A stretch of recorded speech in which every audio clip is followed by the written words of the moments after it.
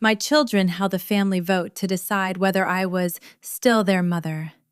Grandma cast the final ballot. The words didn't come from a place of heat or sudden anger. They were delivered with the terrifying, clinical precision of a corporate restructuring.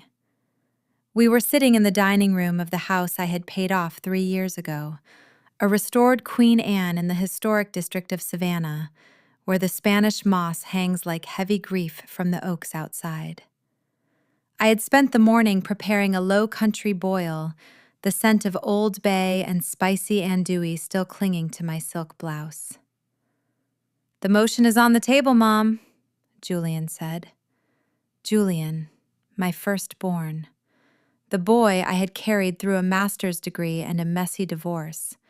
The man whose legal fees I had covered when his consulting firm ran afoul of state taxes. He sat at the head of my table, tapping a fountain pen against the lace tablecloth my own mother had crocheted. "Emotion?" I asked. My voice was a soft ripple in a deep well. I didn't let it shake. I didn't let my hands, resting flat on the mahogany, show the slight tremor that was beginning to hum in my marrow. "We're using parliamentary procedure for Sunday dinner now?" "We're using it because you've become impossible to communicate with, Clarice," my daughter Sienna chimed in. She didn't look at me. She was busy adjusting the gold bangles on her wrist, bangles I had bought her for her 30th birthday. "Every time we bring up the estate, the trust, or the fact that you're clearly diminished in your capacity to manage the Thorne legacy, you shut down. So we're formalizing the grievance." Diminished. I repeated the word slowly, tasting the bitterness of it. I am 62 years old. I retired as the Dean of Faculty at one of the most prestigious HBCUs in the South. I still wake up at 5 in the morning to run 3 miles. I still manage the portfolio that keeps the lights on in all 3 of their homes. "It's a vote of no confidence," Leo, my youngest, whispered. He at least had the decency to look ashamed, though not enough to stop his siblings. "In your role as the head of this family, we feel that for the sake of the family name, we need to transition the decision-making power to the council. And for you to remain a mother in the traditional sense, you have to abide by the council's rulings. Otherwise, you're just a biological relative we can't trust."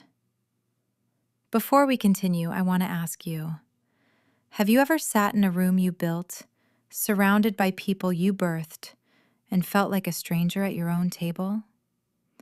Let me know in the comments where you're watching from today. I find it's in these quiet, devastating moments that we realize how far we've traveled from the people we thought we knew.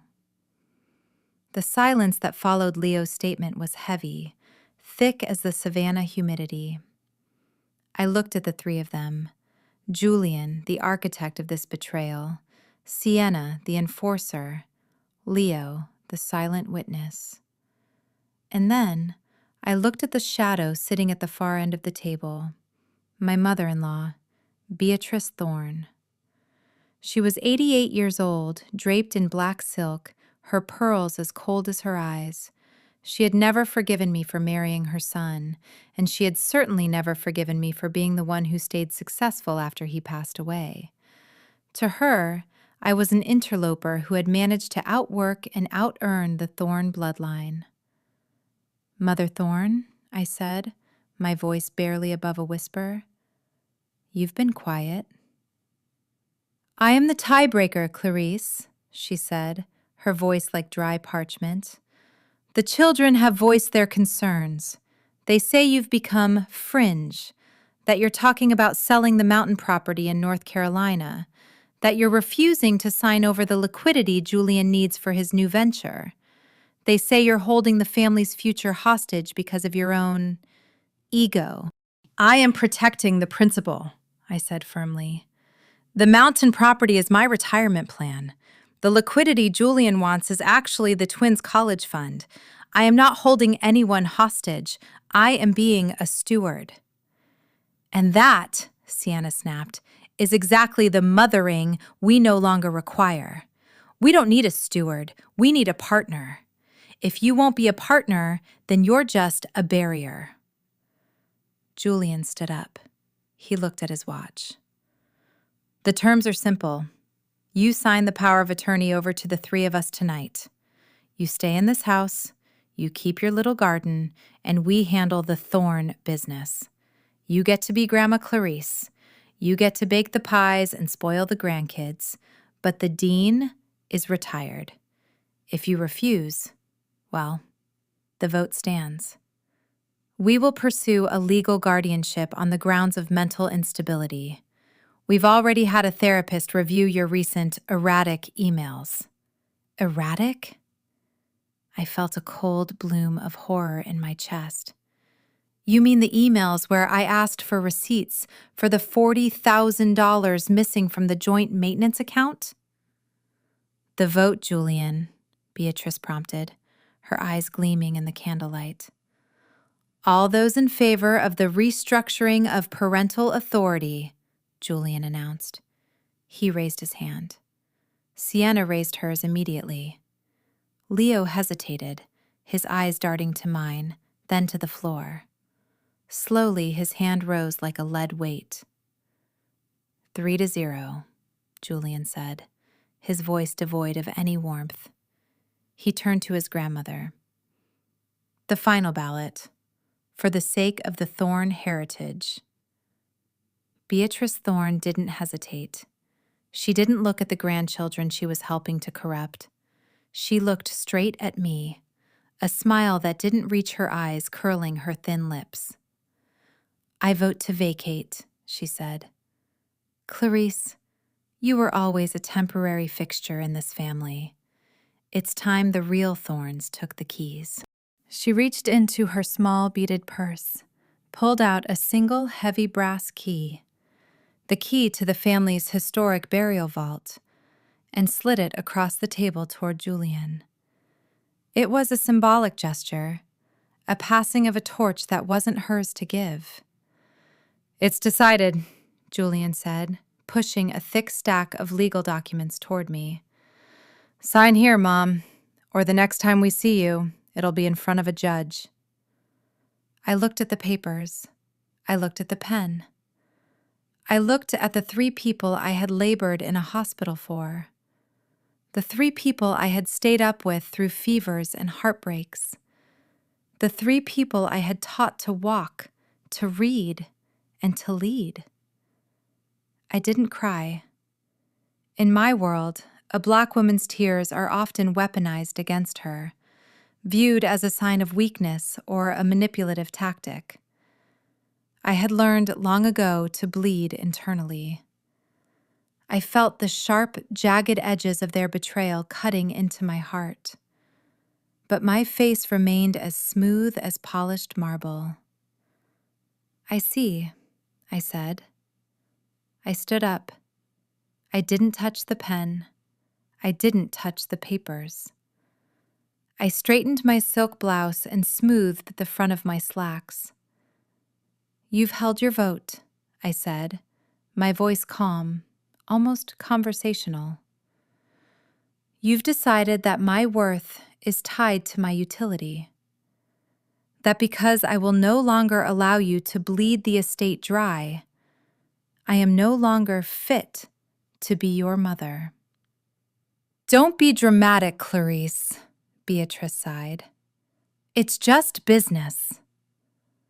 You're right, Beatrice, I said, turning to her. It is business. And as a dean, I've always been very good at business. I looked at Julian. You want the Thorne legacy? You want the power? You want the keys? We want what's ours, Julian said. Fine, I replied. I walked over to the sideboard and picked up my cell phone. I tapped the screen a few times, my movements deliberate. What are you doing? Sienna asked, her voice sharpening with suspicion. "I'm calling the caterers for the charity gala I'm hosting next week," I said. "But more importantly, I'm sending a text to my personal attorney, Mr. Abramson. He's been waiting for my signal." "Your signal for what?" Leo asked, his voice trembling. "You see," I said, walking back to the table and leaning over it, looking each of them in the eye. "I knew this dinner felt different the moment you all arrived. I've spent 30 years reading the room. I've spent 40 years anticipating the needs of others. Did you really think I wouldn't anticipate yours?" I leaned closer to Julian. "I didn't sign the power of attorney, Julian, but I did do something else this morning. Before I put the brisket in the oven, I went down to the bank. And since I am the sole owner of this house, the sole trustee of the Thorne Educational Fund, and the only name on the primary investment accounts, I decided to take Grandma's advice." I paused, letting the weight of the moment hang in the air. "I decided to restructure." "What does that mean?" Julian's face went pale. "It means that as of 2 p.m. today, the Thorne Educational Fund has been dissolved and the assets transferred to a private foundation for underprivileged girls in the city. It means the joint maintenance account has been frozen pending a full forensic audit of that missing $40,000. And it means that this house, my house, is no longer the Thorne family hub." I looked at Beatrice. "And as for the real Thorns? Beatrice, I hope you enjoyed the meal, because your daughter-in-law just sold the mountain property to a land conservancy. The closing was at noon.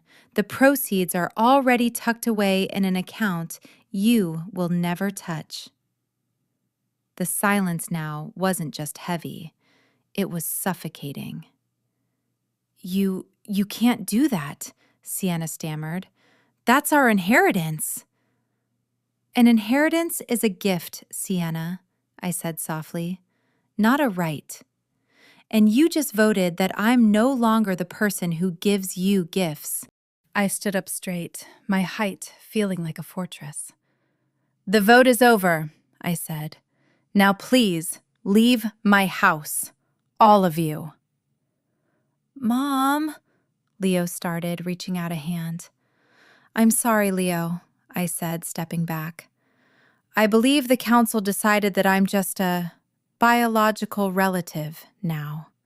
And I don't entertain biological relatives who come to my home to strip me of my dignity." Julian slammed his hand on the table. "This isn't over, Clarice. We'll sue. We'll prove you're incompetent." "You can try," I said, my voice turning to ice. "But remember, Julian, I have the receipts. I have the emails. And I have 30 years of professional accolades that say I am the most competent person you have ever known. Now, get out, before I call the security company I hired this morning to escort you." As they began to scramble, shouting and arguing amongst themselves, I walked to the window. I watched the moss sway in the wind. I didn't look back at them. I didn't listen to Beatrice's hissed insults as she shuffled out the door. I waited until the front door clicked shut.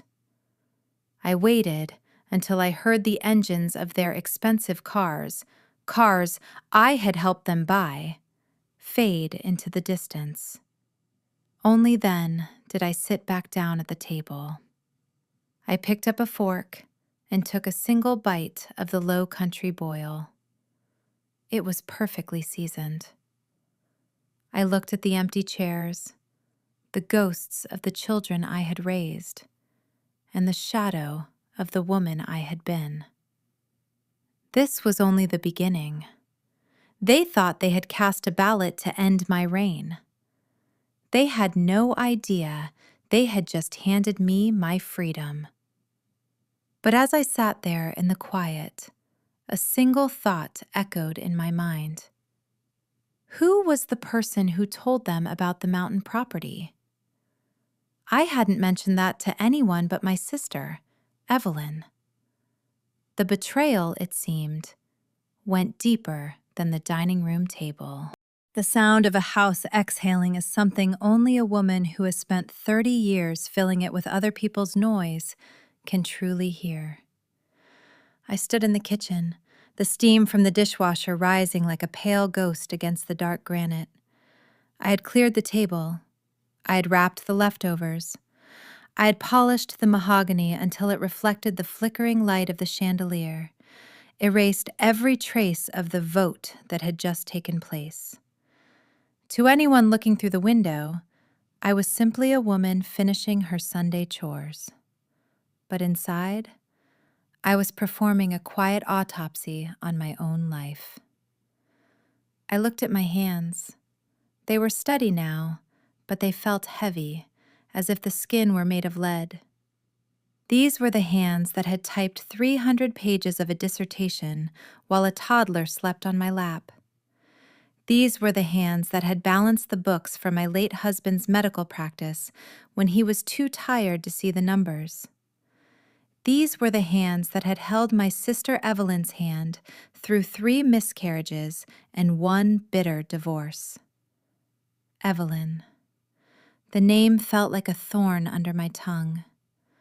I picked up my phone and stared at the contact. Evelyn Denise Miller. My younger sister.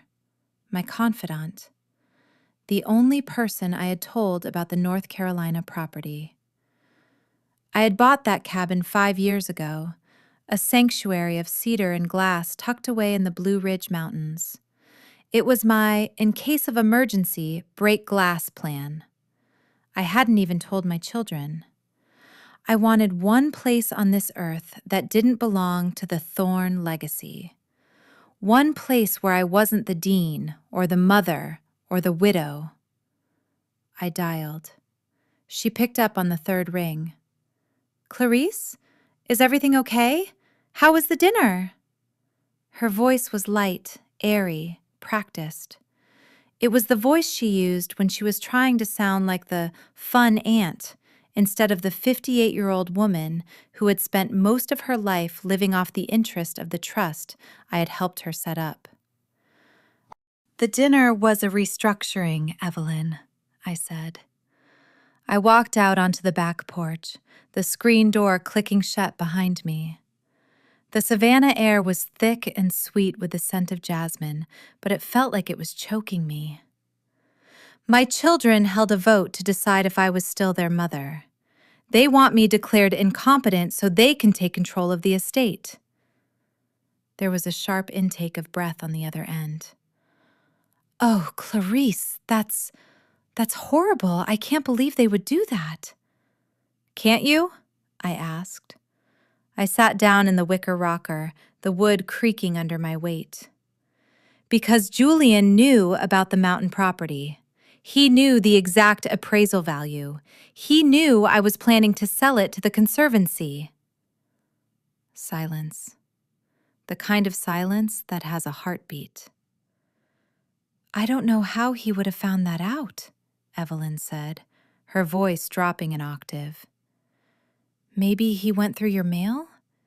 You know how Julian is. He's always been resourceful.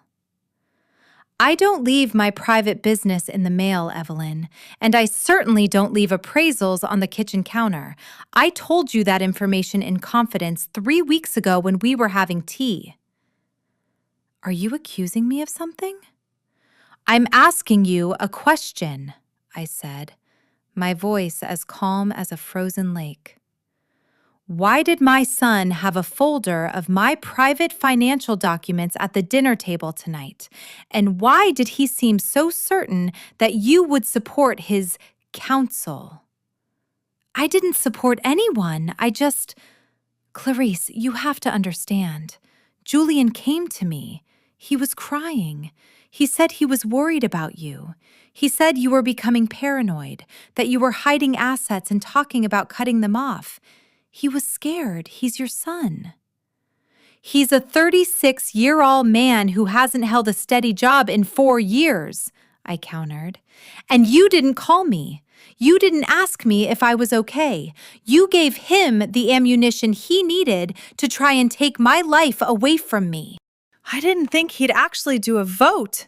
Evelyn's voice rose, the mask of the fun aunt finally slipping. But Clarice, look at yourself. You're so rigid. You've always been the one with the answers, the one with the money, the one with the power. Do you have any idea how hard it is to live in your shadow? To have to ask you for every little thing? Even the kids feel it. They feel like they're just projects you're managing.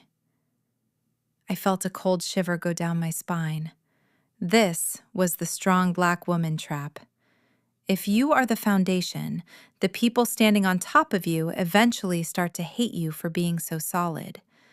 They forget that the foundation is the only thing keeping them out of the mud. So you betrayed me to feel taller, I said softly. I didn't betray you. I tried to help the family find a balance. Beatrice said, Beatrice. I closed my eyes. Of course. You've been talking to my mother-in-law. She understands what it's like, Evelyn hissed, to be a woman in this family who doesn't have a title. She told me that if the kids took over, they'd make sure my trust was increased, that I wouldn't have to check in with you every quarter like a child. The checking in was to ensure you didn't lose your house to another investment opportunity like the one in 2012, Evelyn. It was love. It was protection. It was control, she shouted, and then the line went dead. I pulled the phone away from my ear and stared at the dark screen. My sister, my only sibling. She had sold the location of my sanctuary for a few extra dollars and the chance to stop saying, thank you. I sat in the dark for a long time. The crickets were loud, a rhythmic pulsing that felt like a headache. I realized then that I was more than just lonely. I was being hunted. My children, my sister, and my mother-in-law had formed a coalition of the entitled. They didn't want my love. They wanted my liquidation. A set of headlights cut through the darkness of the driveway. A silver sedan, Leo's car, my youngest, the one who had hesitated, the one whose hand had moved like it was being pulled by a string. He stepped out of the car, looking small in the shadow of the house. He didn't come to the front door. He walked around to the side porch where he knew I'd be. He stayed on the grass, looking up at me. Mom? The dinner is over, Leo. The leftovers are in the fridge. Take what you want and go. I don't want food, he said, his voice cracking. He was 28, a graphic designer who still had the eyes of the little boy who used to hide behind my skirts when the lightning got too loud. I didn't want to raise my hand. But you did. Julian said we had to be a front. He said if we didn't do this, you were going to sell everything and move to Europe or something. He said you were losing the plot. He showed us the emails, Mom. The ones where you told him he was a disappointment. I never used that word, I said, standing up and walking to the edge of the porch. I told him his choices were disappointing. There is a difference. I told him I wouldn't fund his third rebranding until he showed me a business plan that didn't involve gambling. He made it sound like you were attacking his soul, Leo whispered. And Sienna, she's just so angry all the time. She says you treat her like a student, not a daughter.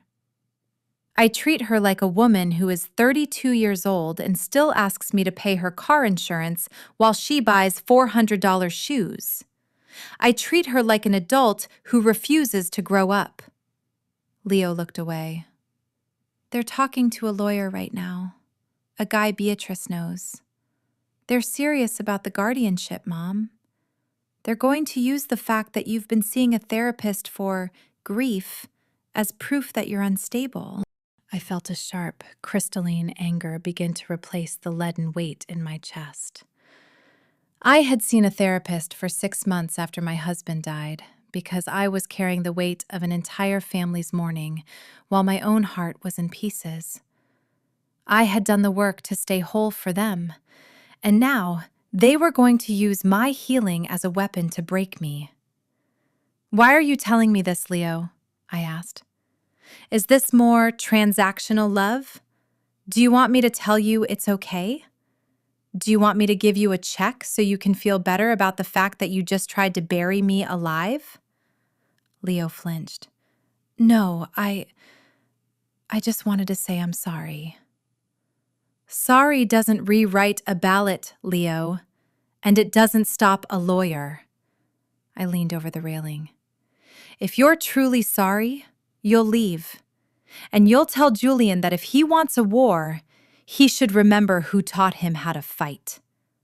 Mom, go, Leo. He lingered for a second, then turned and walked back to his car. He drove away, his taillights disappearing like two red eyes in the dark. I went back inside and locked the door. I didn't go to bed. I went to my study, the room that used to be my husband's library, now filled with my own books and files. I sat at my desk and opened my laptop. I had been the dean of faculty for 15 years. I had navigated tenure battles, multi-million-dollar budget cuts, and board of trustees politics that would make a senator sweat. My children thought I was an unbreakable foundation. They thought foundations were passive. They were about to learn that a foundation can also be a fortress. I opened a hidden folder on my cloud drive labeled Thorne Legacy Audit. I had been keeping it for 2 years, not because I didn't trust my children, but because I did know them. I knew their weaknesses. I knew their paper trails. I clicked on a file titled Julian Consulting 2022. There it was. The reason for Julian's desperation. It wasn't just a new venture. He had co-signed a high-interest private loan using the Thorne Family Trust as a guarantee. He had forged my signature on a document 18 months ago. He thought I hadn't noticed. He thought I was diminished. I sat back in my chair, the glow of the screen reflecting in my eyes. I could call the police tomorrow. I could have my son arrested for fraud. I could end this tonight. But then I thought of the way Beatrice had looked at me, the way she had slid that brass key across the table. This wasn't just about Julian's debt. This was about a generational rot. If I just cut off one branch, the rest would still grow. I had to take the whole tree down. I picked up the heavy silver ring on my desk, my husband's signet ring. I rolled it between my fingers. "You always said they weren't ready for the weight, Arthur," I whispered to the empty room. "You were right. They're not ready for the weight of the crown. So I'm going to melt it down." I began to type, not a legal defense, not a plea for mercy. I began to type the first of 3 letters. The first was to the board of the Thorne Foundation. The second was to the district attorney. The third was to a woman I hadn't spoken to in 20 years, my husband's first wife. The woman Beatrice had scrubbed from the family history. If they wanted to use the Thorne legacy against me, I was going to show them exactly what that legacy was built on. But then a notification popped up on my screen, an alert from my home security system. Someone was in the carriage house, the small apartment over the garage where I kept all of Arthur's old medical records and the family archives. I didn't call the police. I didn't scream. I reached into the bottom drawer of my desk and pulled out the small, pearl-handled revolver Arthur had bought me for protection years ago. I checked the cylinder. I walked out the back door, my heels silent on the grass, moving through the shadows of the oaks. The lights in the carriage house were off, but I could see the faint blue glow of a flashlight moving inside. I climbed the wooden stairs, my heart beating with a cold, steady rhythm. I pushed the door open. "The archives are private property," I said, my voice cutting through the dark. The flashlight spun around, blinding me for a second. "Mom?" It wasn't Julian. It wasn't Leo. It was Sienna. And she wasn't looking for money. She was holding a dusty, leather-bound ledger, the one Arthur had kept in his private safe.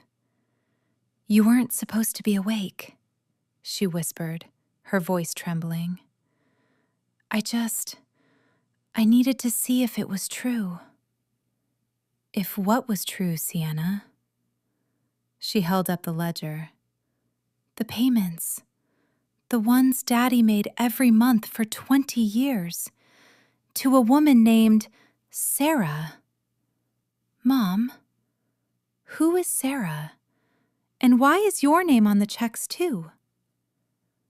The silence in the room felt like it was made of glass, ready to shatter at the slightest breath. The moonlight filtered through the slats of the carriage house shutters, casting long, skeletal shadows across the rows of filing cabinets. Sienna stood there, the leather-bound ledger clutched to her chest like a shield. Her breathing was shallow, the sound of a predator caught in its own trap. I lowered the revolver, the cold metal heavy in my hand. I didn't put it away. I simply rested it at my side, a silent reminder that the gentle mother they thought they knew was a woman capable of defending her borders. "Put the book back, Sienna," I said. My voice was a low, resonant hum in the small room. "Who is she, Mom?" Sienna's voice was high, brittle with the kind of entitlement only a child who has never lacked for anything can possess. "I've been looking through the digital records for months, trying to figure out why the interest on the primary trust was always lower than the market rate. I thought you were just bad at investing. But you weren't. You were skimming." "I was not skimming," I said, stepping into the room. The scent of old paper and cedar was sharp. "I was honoring a commitment, one your father made before you were even a thought in his mind." "A commitment to a woman named Sarah? For 20 years? Sienna stepped forward, the flashlight beam dancing wildly. "Julian thinks you're losing your mind, but I think you're just a liar. You've been playing the saintly widow, the pillar of the community, while you've been funneling Thorne money to a mistress?" I let a small, weary smile touch my lips. It was the smile of a woman who had spent decades watching people jump to the most pedestrian conclusions. "If it were a mistress, Sienna, do you really think I would have co-signed the checks?" I reached out my hand, palm up. "The ledger. Now." "No! I'm taking this to Julian. I'm taking it to the lawyers. This is the proof of erratic financial behavior we need. You've been mismanaging the estate to cover up Daddy's dirty laundry." "You want to talk about dirty laundry?" I asked, my voice dropping even lower, becoming a velvety threat. "You want to talk about the Thorne legacy you're so desperate to inherit?" "Open the ledger to page 84, Sienna." "Go ahead. Look at the entry for October 1998. Sienna hesitated, her eyes darting between me and the book. She flipped the pages, the sound of the paper like a dry rasp. She found the date. Her brow furrowed as she read the handwritten notes in her father's elegant script. Settlement. Case number 442-B, she whispered. What is this? In 1998, your father was a rising star in the surgical department at the municipal hospital, I said, walking toward her. She didn't move this time. He was brilliant. He was also exhausted. He made a mistake. A small mistake in the operating room that had a catastrophic result for a young nursing student named Sarah Jenkins. Sienna's face paled. The hospital's insurance covered the initial claim, I continued, but it wasn't enough. Sarah couldn't work. She couldn't finish her degree. She had a life of specialized care ahead of her. The Thorne family, specifically Beatrice, wanted Arthur to fight it. They wanted him to bury that girl under a mountain of litigation to protect his reputation. They didn't care about her life. They cared about the name. I was standing right in front of her now. I could see the sweat on her upper lip. I told your father that if he didn't do the right thing, I would leave him.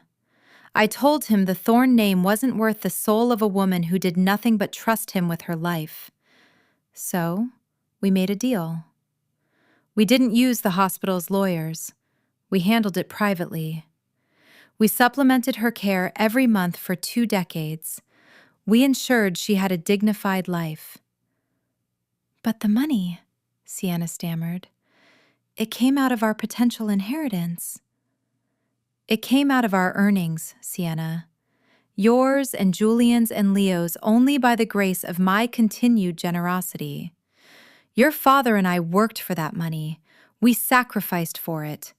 We didn't buy a vacation home in France or a yacht because we were paying for a mistake that your grandmother wanted to pretend never happened. I took the ledger from her limp hands. She let it go without a fight. You see, Sienna, you and Julian want the power of this family, but you don't want the weight of its sins.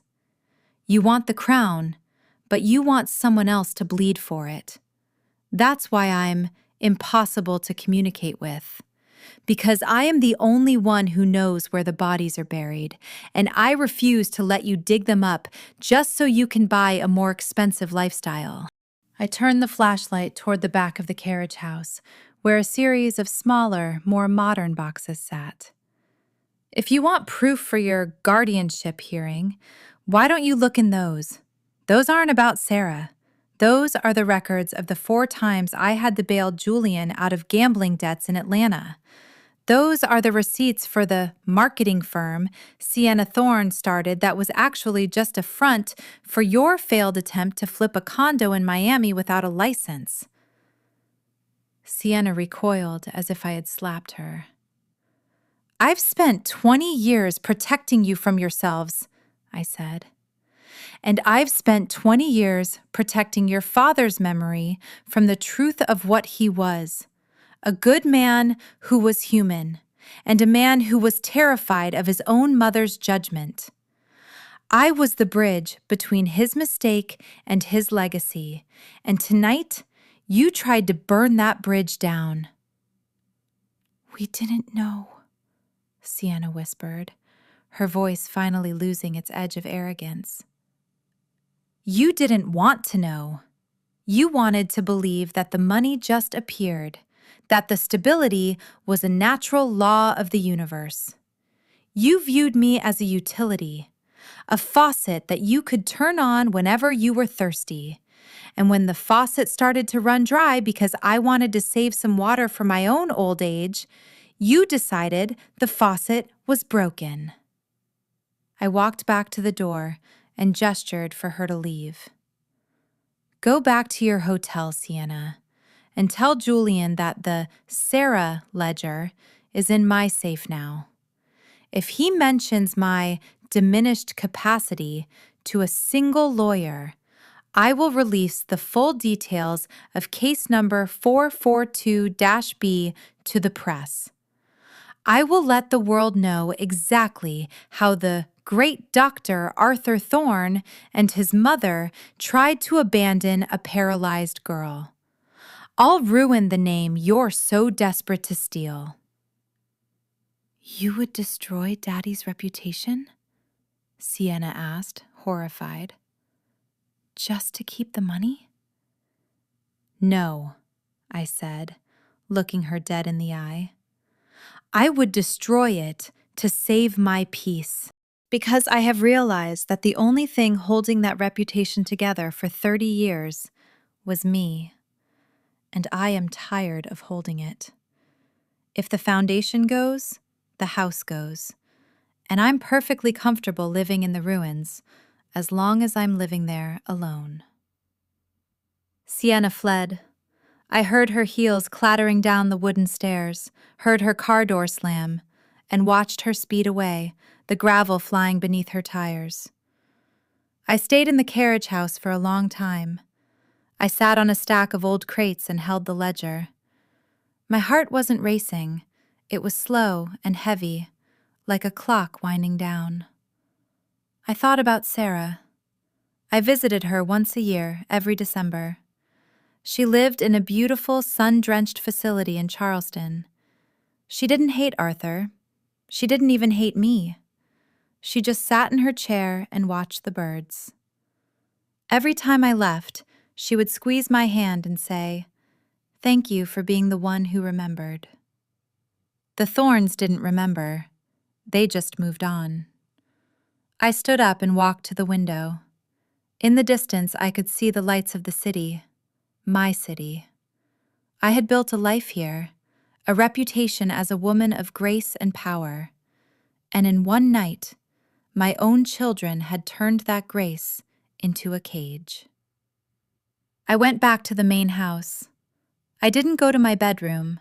I went to the guest room, the one Beatrice stayed in whenever she deigned to visit. I opened the closet. Her bags were still there. She was staying through the week to oversee the transition. I looked at the expensive, structured suits, the pearls, the lace. Everything about Beatrice Thorne was designed to convey an ancient, unassailable authority. I reached into the back of the closet and pulled out a small, unassuming cardboard box. I knew it was there because I was the one who had moved it from Arthur's office after the funeral. Beatrice had been looking for it for 3 years. She thought Arthur had destroyed it. Inside was a collection of letters, not from a patient, not from a mistress. They were letters from Arthur's father, Beatrice's husband, the great patriarch, Judge Thomas Thorne. They were written from a private sanitarium in Maryland, dated during the years Beatrice had told the community he was traveling for his health. The letters were the ramblings of a man lost to late-stage syphilis, a secret Beatrice had guarded with the ferocity of a dragon. If the community knew that the noble Judge Thorne had died of a shameful disease contracted in the brothels of New Orleans, the Thorne name would have been a punchline in Savannah society for generations. Beatrice had built her entire life on a lie of purity, and she had used that lie to make me feel like an outsider for 30 years. I took one of the letters out. The paper was yellowed, the handwriting shaky. "She keeps me here so she can keep the house," the judge had written.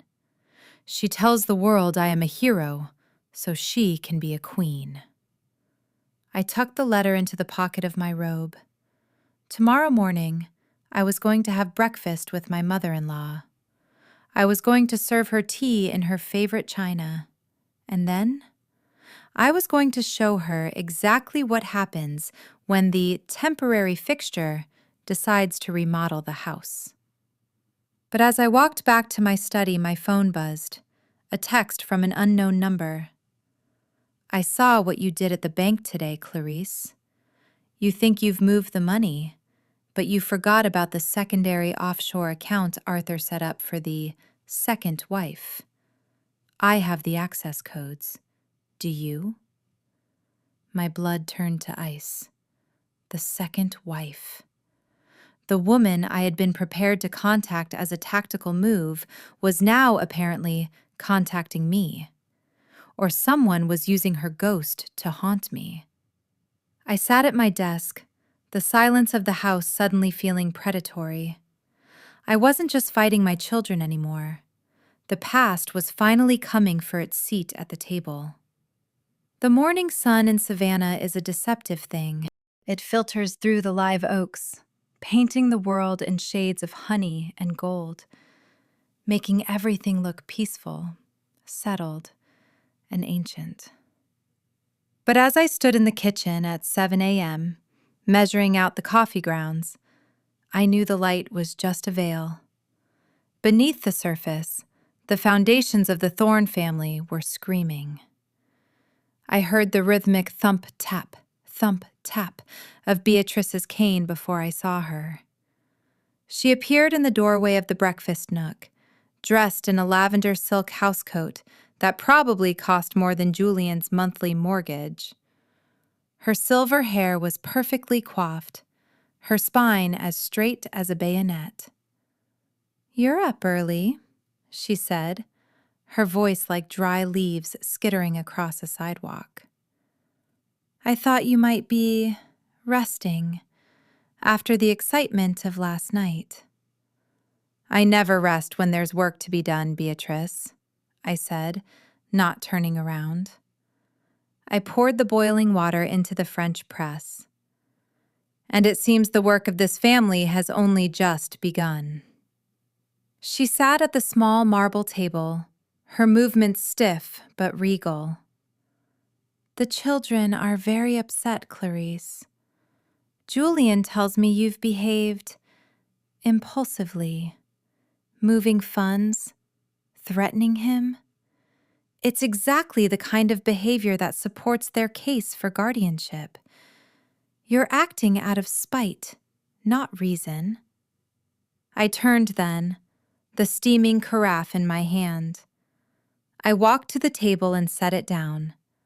I looked at her, really looked at her. I saw the fine lines of age, the cold calculation in her eyes, and the absolute, unshakable belief that she was the moral center of the universe. "Spite is a loud emotion, Beatrice," I said, sitting across from her.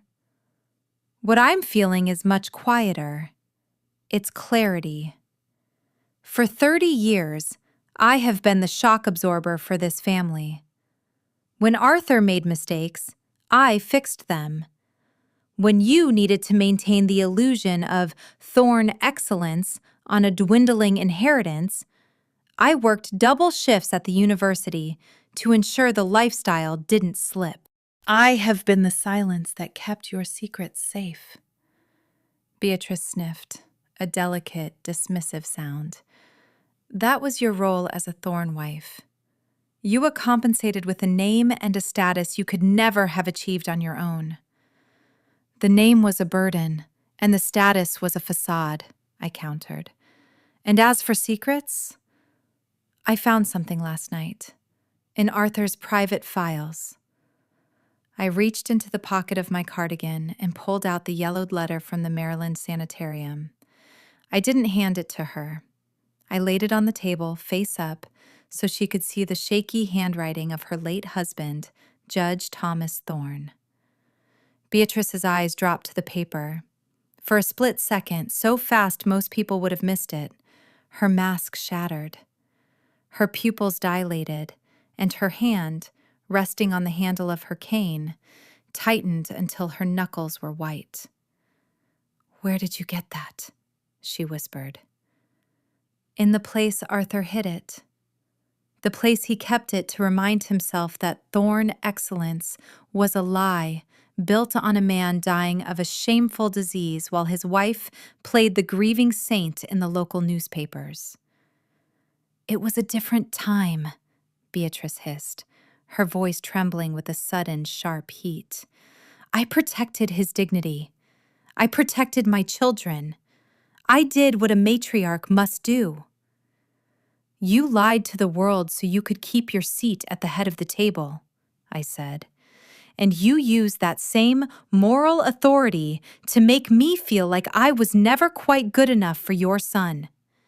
You looked down your nose at my family, my background, and my work, all while you were hiding a husband who lost his mind in a brothel.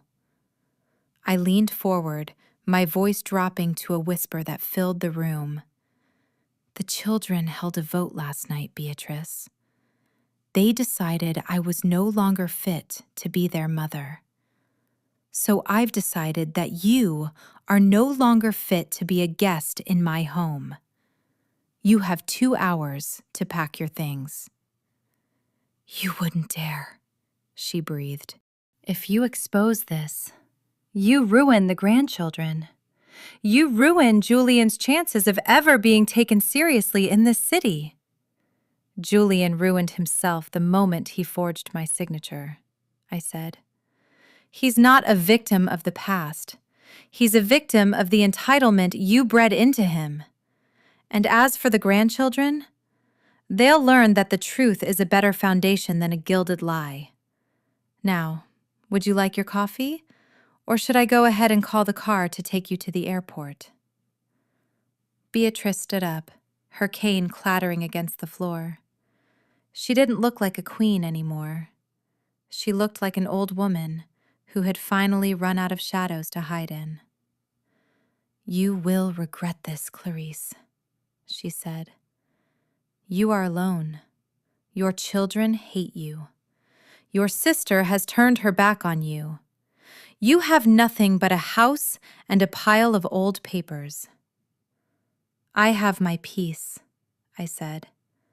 And for the first time in 30 years, I have a table where no one is lying to me. She turned and hobbled out of the room.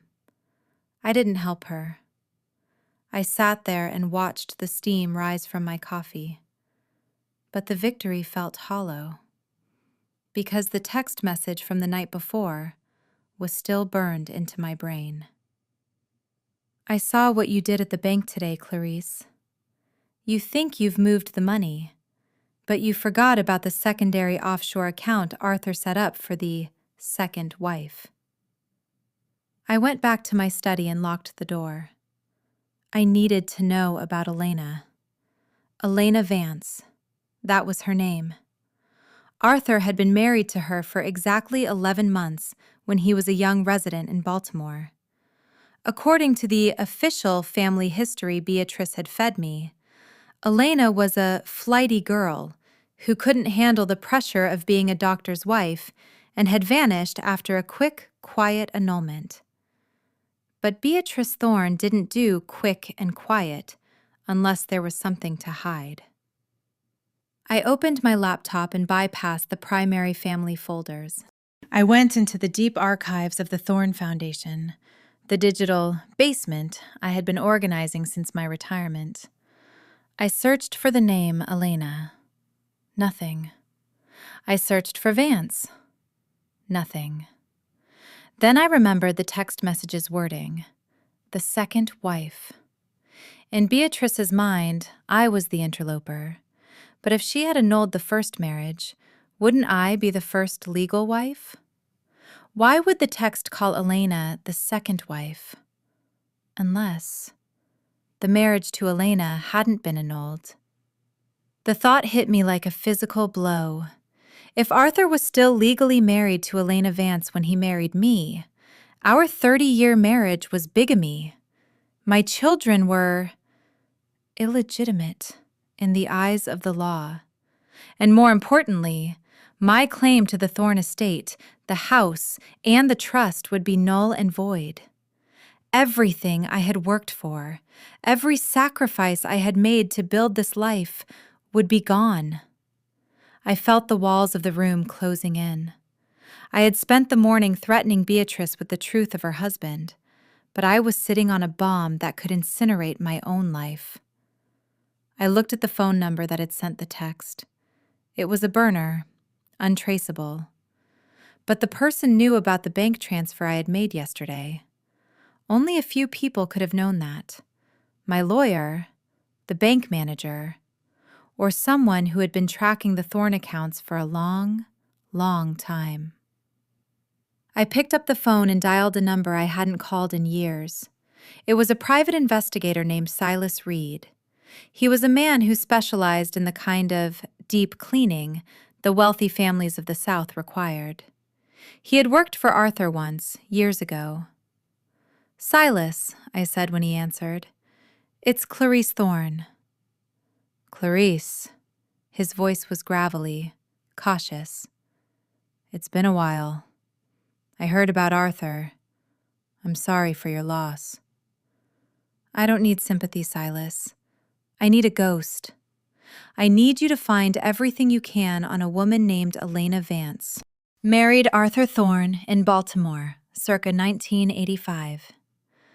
I need to know if she's alive, and I need to know the exact status of their divorce." There was a long pause on the other end. "Clarice, you sure you want to go down this road? Some things are better left in the graveyard." "The graveyard is already open, Silas. My children are the ones who started digging. I'm just trying to make sure I'm the one holding the shovel when they find what's at the bottom." "I'll see what I can find. But it's going to cost you. And I don't mean just money." "Just find her," I said, and hung up. I spent the next hour watching Beatrice's luggage being loaded into a black car. She didn't look at the house as she left. She didn't say goodbye. She sat in the back seat, staring straight ahead, a fallen monument to a dead era. As the car pulled away, I felt a momentary sense of relief. One enemy down. But as I turned back to the house, I saw Julian standing at the edge of the driveway. He looked disheveled, his expensive suit wrinkled, his eyes bloodshot. He wasn't alone. He was standing next to a man in a sharp gray suit carrying a briefcase, a man I recognized from the city's most aggressive probate law firm. Julian walked toward me, his face set in a mask of cold, desperate determination. "Mom," he said, "we tried to do this the easy way. We tried to give you a chance to step down with dignity." "And now?" I asked, crossing my arms over my chest. "Now," the lawyer said, stepping forward and handing me a thick envelope, "you've been served. We're filing for an emergency injunction to freeze all Thorne assets, including this property, pending a competency hearing. We've also filed a petition for a court-appointed forensic accountant to investigate the disappearance of the funds you moved yesterday." Julian stepped closer, his voice a low hiss. "You thought you were so smart, didn't you? Selling the mountain house, moving the trust? It just made you look more guilty. It made you look like a woman trying to hide the money before her mind completely goes." I looked at the envelope in my hand. I looked at my son, the boy I had rocked to sleep, the man I had saved from himself a dozen times. "You're really going to do this, Julian? You're going to drag our lives through a courtroom?" "You started the war, Clarice," Julian said. "We're just finishing it. And by the way, Grandma told me about the letter you showed her. She told me everything. You think you can use shame against us? We don't care about the judge's secrets. We care about the money. And in 3 weeks, we're going to have it all." They turned and walked away, leaving me standing in the sun-drenched driveway of a house that was no longer legally mine to enter. I went back inside and sat in the dark hallway. I didn't cry. I didn't panic.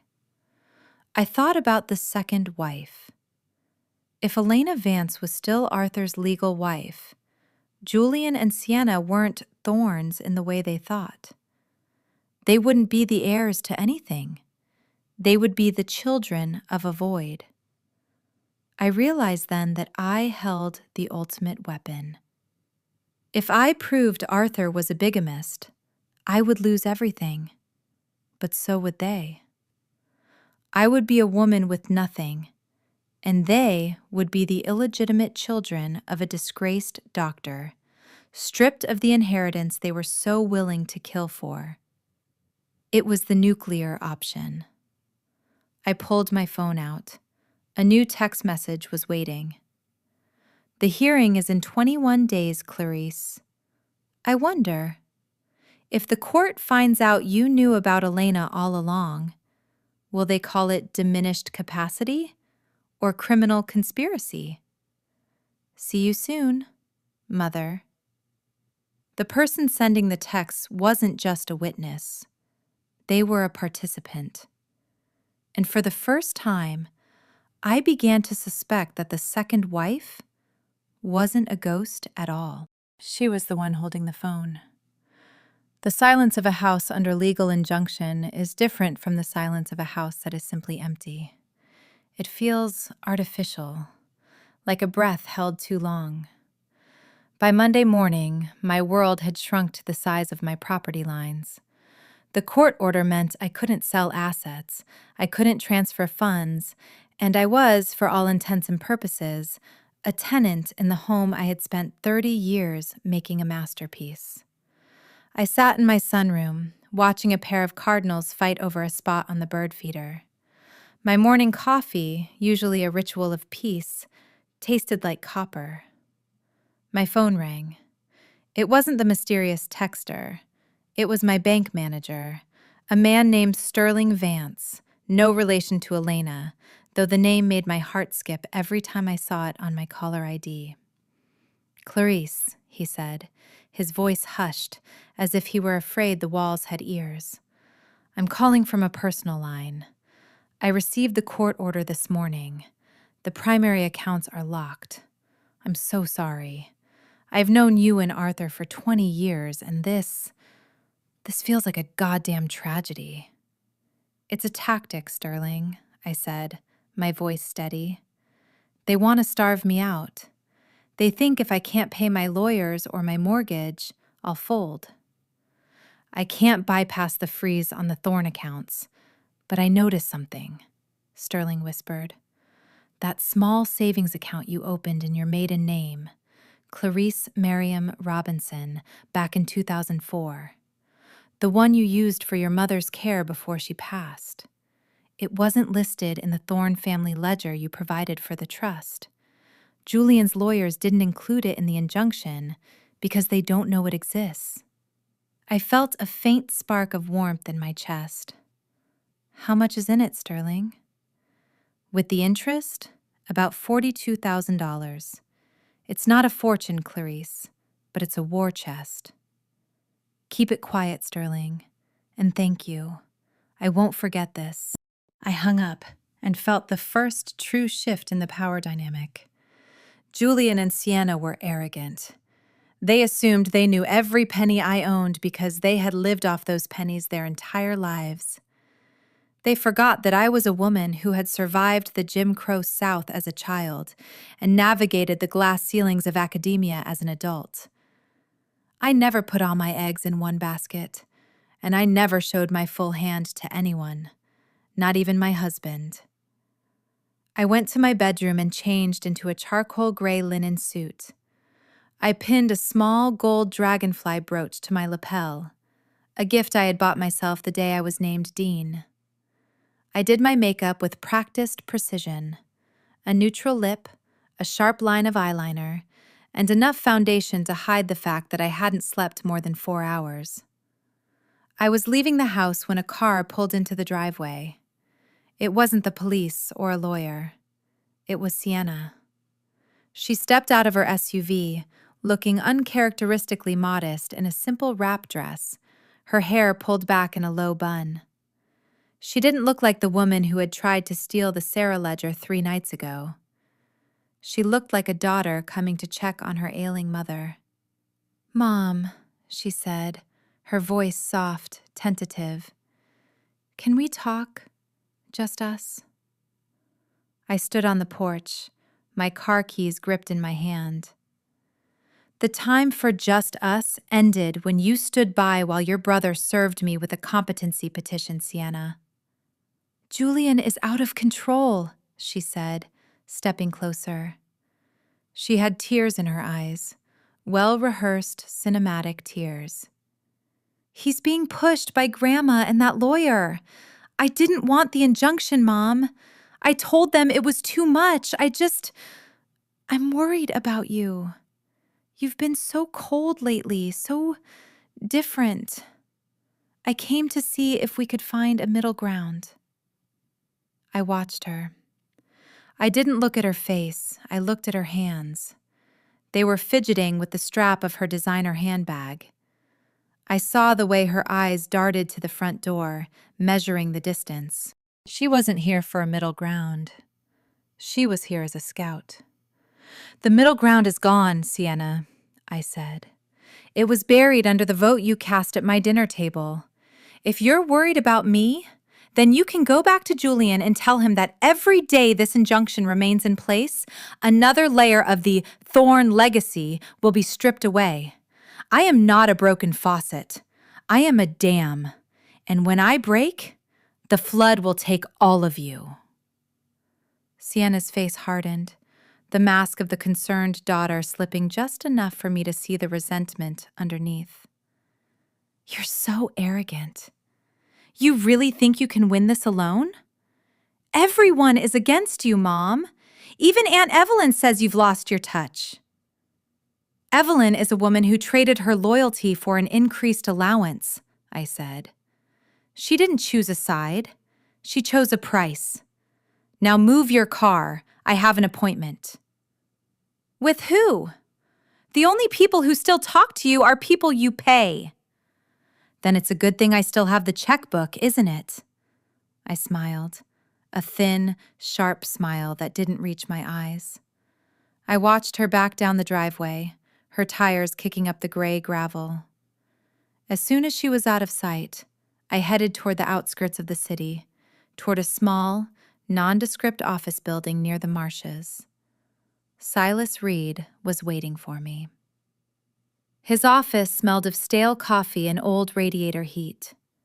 He was a man who looked like he had been carved out of a piece of driftwood, weathered, gray, and incredibly tough.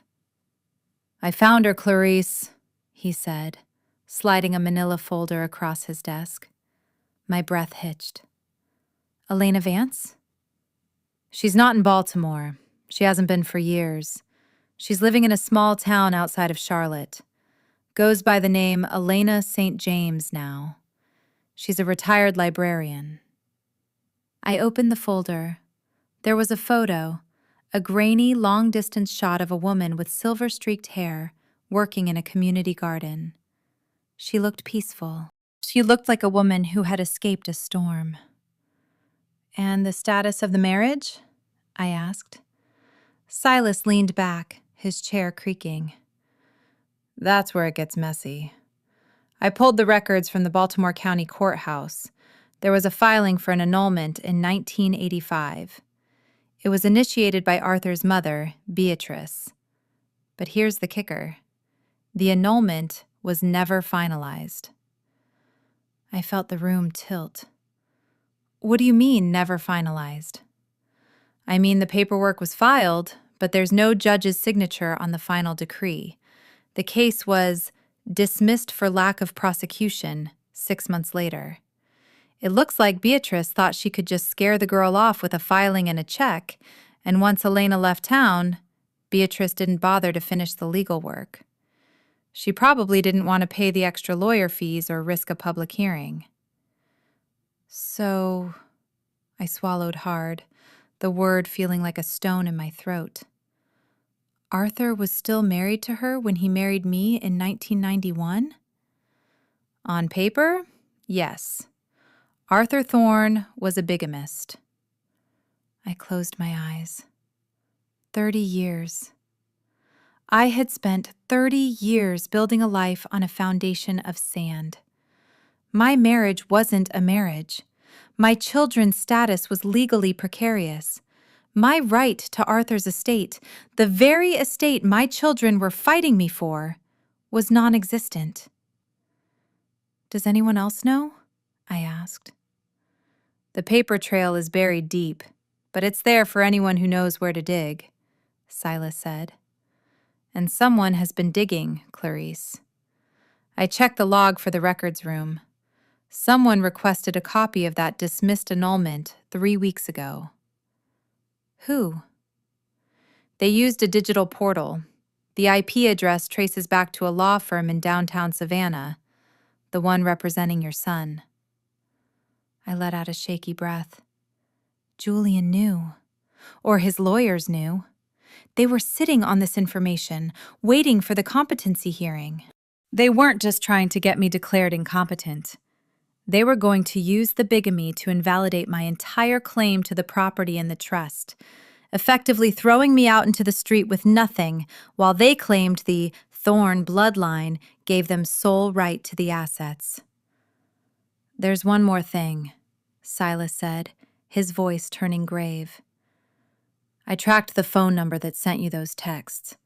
It's a burner, like I thought, but I managed to get a location ping on the last 3 messages." "And?" "They were all sent from within a 5-block radius of your house, Clarice. One of them was sent while you were at dinner the night of the vote." I froze. The night of the dinner. Julian, Sienna, Leo, and Beatrice were all at the table. Evelyn was at her home across town. "Was there anyone else in the house that night?" Silas asked. "Just the help," I said. "The catering staff, and my housekeeper, Martha." "Martha's been with you for how long?" 25 years. She's family, Silas. She wouldn't—" But then I remembered. Martha was the one who had cleared the table. Martha was the one who had been in the kitchen when Julian mentioned the mountain property. Martha was the one who had seen Beatrice slide that key across the table.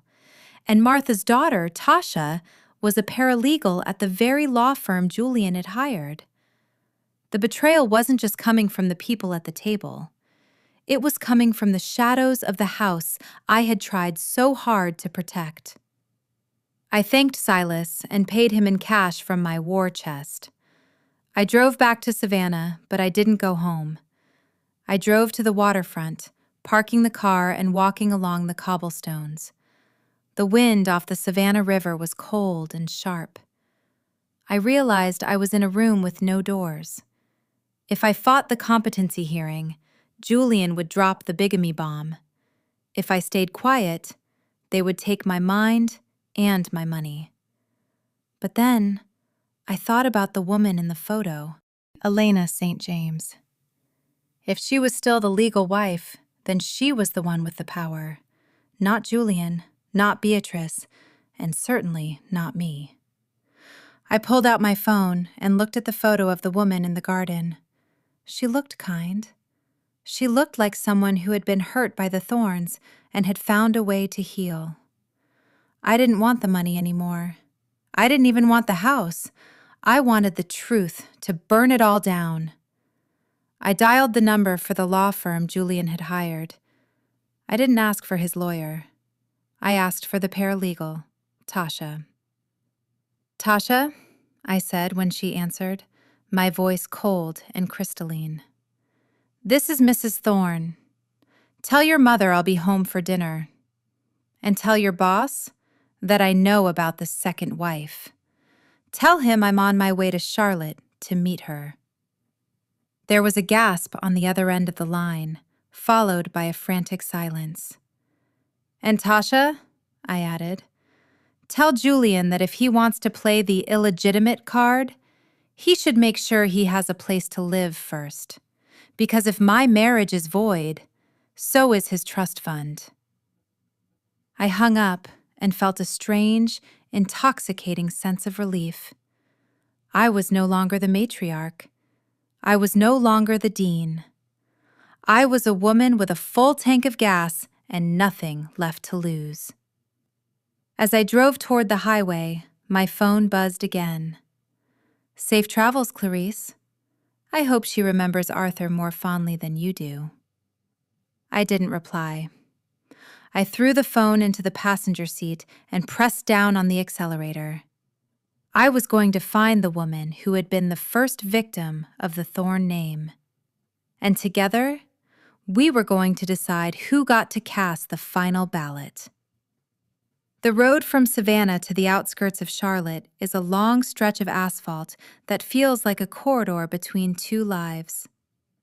I drove through the night, the hum of the tires against the road the only thing keeping my thoughts from spiraling. I had spent 30 years believing I was the architect of a legacy. Now I was just a woman in a sedan, chasing the ghost of the woman who came before me. By the time I reached the small town of Cloverleaf, the sun was beginning to burn through the morning mist, illuminating rolling hills and neatly kept farmhouses. It was a world away from the humid, moss-draped secrets of Savannah. Here, the air felt thin and honest. I found the address Silas had given me. It was a small, white-clapboard cottage with a wraparound porch and a garden that was a riot of late summer color. Zinnias, marigolds, and deep purple salvia. A woman was kneeling in the dirt, her back to the road, wearing a wide-brimmed straw hat and canvas gloves. I pulled to the curb and sat there for a moment, my hands gripping the steering wheel. This was the woman who, on a technicality of negligence, owned my life. This was the woman who could strip my children of their names. I stepped out of the car. The click of the door sounded like a gunshot in the quiet morning. The woman turned. Elena St. James, formerly Vance, didn't look like a flighty girl or a victim. She had a face that reminded me of a well-read book, lined with experience but sturdy. Her eyes were a clear, startling amber. She stood up slowly, brushing the soil from her knees, and watched me approach the gate. "You have the look of a woman who has traveled a long way to ask a question she's afraid to hear the answer to," she said. Her voice was musical, seasoned with a soft Carolina lilt. "I'm Clarice Thorne," I said, stopping at the gate. Elena didn't flinch. She didn't look surprised. She simply pulled off her gloves and tucked them into her belt. "I figured you'd find your way here eventually, Clarice. I've been seeing your face in the university alumni magazines for years. You've done well for yourself. You look exactly like the woman Beatrice Thorne would have chosen for her son." "She didn't choose me," I said, a flash of the old pride sparking in my chest. "I chose him. And I spent 30 years paying for that choice." "Come up on the porch," Elena said, gesturing toward the house. "The tea is already brewed. I suspect we have a great deal to discuss." We sat in wicker chairs, the scent of lavender and peppermint rising from our cups. Elena didn't rush me. She sat with a stillness that I envied, a woman who had clearly made peace with her ghosts long ago. "My children held a family vote to decide if I was still their mother," I said, the words feeling heavy in the fresh air. "They want to declare me incompetent. They want the estate. And they've found the records from 1985, Elena. They know the annulment wasn't finalized." Elena took a slow sip of her tea. "And you? Did you know?" "I found out 48 hours ago," I said.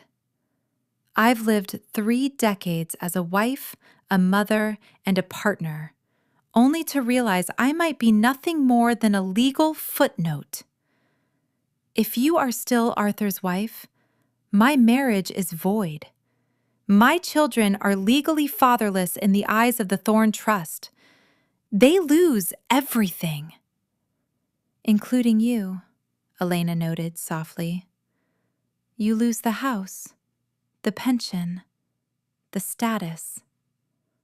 "I don't care about the status anymore," I said, and to my surprise, I meant it. "I care about the truth. Did you know? When you left Baltimore, Did you know the papers weren't signed?" Elena looked out at her garden. "Beatrice Thorne came to see me in the hospital after the accident. Not the surgery Sarah Jenkins had, but the car accident I was in 2 months after the wedding. I was young. I was scared. And Arthur was already being pulled back into his mother's orbit.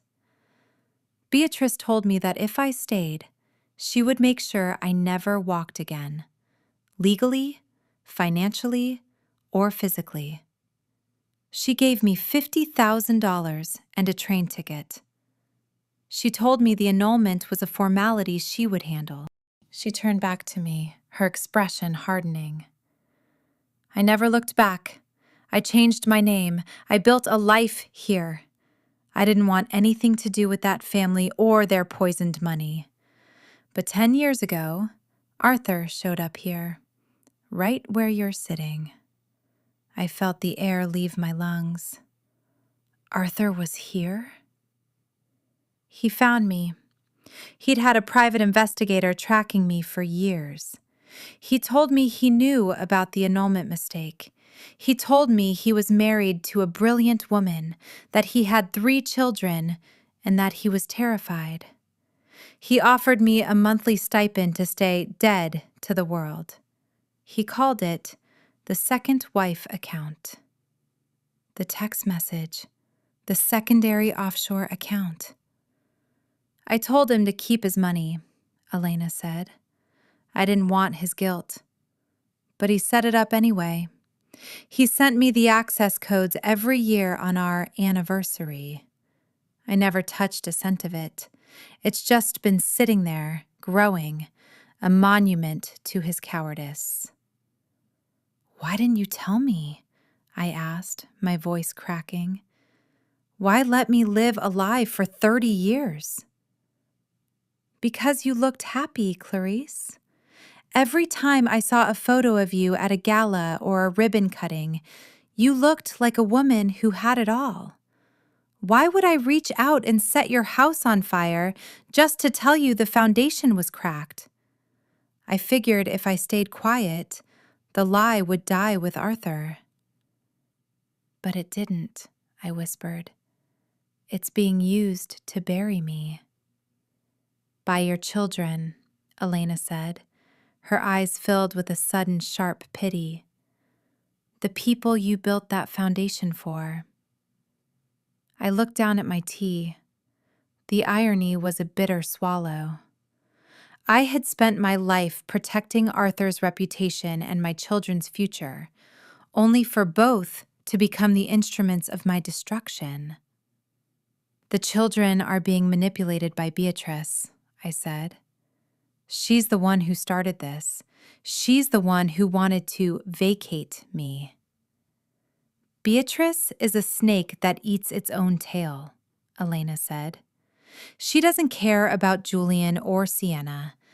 She cares about the Thorne name. She wants to control the narrative until the day she dies." "Then let's change the narrative," I said, looking up at her. "Elena, I'm not here to beg you to stay hidden. I'm not here to offer you more money. I'm here to ask you for an alliance." "An alliance?" "The children are filing for guardianship in 20 days. If they win, Beatrice wins. They'll take the house, they'll take the trust, and they'll probably put me in a comfortable facility where I'll never be heard from again. But if you come to Savannah, if you show up as the legal widow—" "I don't want that house, Clarice." "I know you don't. But if you are the widow, you are the one who decides what happens to the estate, not the children. You can dissolve the trust. You can liquidate the Thorne Foundation. You can hand the assets over to the very people the Thornes spent a century stepping on. You can finish what Beatrice started, but in reverse. You can erase the Thorne name." Elena leaned back, a slow, contemplative smile spreading across her face. "You'd lose everything too, Clarice. You'd go from being the dean to being nobody." I've spent 60 years being what everyone else needed me to be, I said. I think I'd like to see what it feels like to be nobody for a while. It sounds peaceful. We sat in silence for a long time, the only sound the wind through the garden. Then, Elena reached out and covered my hand with hers. Her skin was rough from the soil, but her grip was like iron. I have the access codes to the account, she said. There's nearly $3 million in there now. Arthur's guilt fund.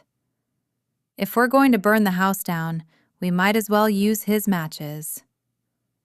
3 million, I breathed. That's enough to pay off every debt Julian has and still have enough to ensure Sarah Jenkins is cared for the rest of her life. And enough for 2 old women to find a quiet place where no one knows their names, Elena added. My phone buzzed in my pocket. I pulled it out. It was a message from Leo. Mom, Julian found out where you went. He's panicked. He's calling an emergency hearing for tomorrow morning. He's telling the court you fled the state with family assets. You have to come back. I showed the screen to Elena. It seems the children have accelerated the timeline, I said. Then I suppose I should pack a bag, Elena said, standing up. I haven't been to Savannah in a long time. I hear the gardens are beautiful this time of year. They are, I said, standing with her. But they're full of weeds. It's time we did some clearing. As we walked toward her house, I felt a strange, cold calm. I wasn't the mother they could vote out anymore. I wasn't the widow they could silence. I was the storm they hadn't seen on the radar. We were halfway to the door when a black SUV screeched to a halt at the gate. The door flew open and Julian stepped out, his face twisted in a mask of pure, unadulterated rage. I knew it! He screamed, pointing a finger at me. I knew you were plotting something. Who is this woman? Is this another one of your investments, Mom? Or is this the mistress you've been funneling our money to?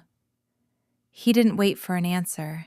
He kicked the gate open and stormed toward us, his eyes wild. The hearing is tomorrow. You're finished. I've already told the judge you're erratic, and now I have proof you're consorting with strangers in another state. I stepped in front of Elena, my posture perfect, my voice like a blade of ice. Julian, meet Elena, I said. She's not a mistress. She's not an investment. I paused, watching the confusion flicker in his eyes. She's your father's wife. And as of this moment, she's the woman who owns every single thing you think belongs to you. Julian froze. He looked at me, then at Elena, then back to me. What are you talking about? Dad was married to you. Your father was a bigamist, Julian, I said, my voice echoing in the quiet street. And your grandmother was his accomplice. You wanted a vote on who was fit to lead this family? Well, the ballots are in. And it turns out, none of us are even on the ticket. The look on my son's face was the most devastating thing I had ever seen. It wasn't grief. It wasn't shock. It was the look of a man who realized the ground he was standing on had never existed at all. The silence that followed my revelation was more than just an absence of sound. It was the collapse of an entire ecosystem. Julian stood on the gravel path of Elena's garden, his mouth slightly agape, his expensive Italian loafers caked in North Carolina mud. The sun was high now, mocking the cold, dark reality of what had just been unburied. Bigamy? Julian's voice was a ragged whisper. He looked at Elena, his eyes searching her face for a lie, a punchline, anything but the truth. That's impossible. My father he was a thorn. He was the chief of surgery. He was a pillar of the community. He was a man, Julian, Elena said, stepping forward from behind me. She didn't look like a threat. She looked like a consequence. And like many men who are treated as pillars, he was terrified of the cracks in his own foundation. Your grandmother didn't just hide me. She erased me. But you can't erase a legal contract with a check and a train ticket. Julian turned his gaze back to me, his face twisting into a mask of betrayal. And you knew? You knew this and you've been, what, holding it over our heads? Is this your revenge for the vote? To tell us we're bastards? The word hit the air like a slur. I didn't flinch. I found out the full truth 48 hours ago, Julian, I said, my voice low and steady.